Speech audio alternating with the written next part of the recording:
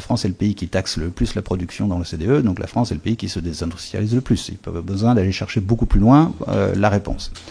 Il y a une deuxième, pour donner quelques chiffres, les charges sociales et salariales payées par Airbus en France s'élevaient à 2,4 milliards d'euros pour une masse salariale totale de 5 milliards. Donc à peu près la moitié de notre masse salariale part en charges sociales.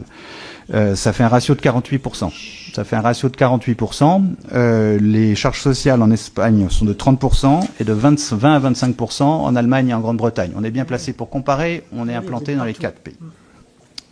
Et au Grande-Bretagne, on est aux alentours de 14%. Le deuxième, c'est la surréglementation et en particulier la difficulté d'ouvrir de nouvelles capacités. Lorsque on voit venir, et on a la chance d'être une industrie qui voit venir les hausses de capacité peut-être de plus loin que d'autres industries.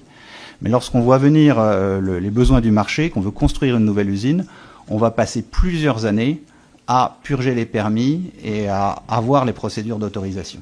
Et ça, c'est un facteur pour le coup qui n'a aucun coût budgétaire, mais qui pourrait être amélioré. C'est-à-dire que la France est l'un des pays qui encadre le moins ses recours, qui les laisse courir sur des délais considérables, et ça crée une incertitude qui paralyse l'investissement. Donc, si la France veut des usines, il faut régler ce problème.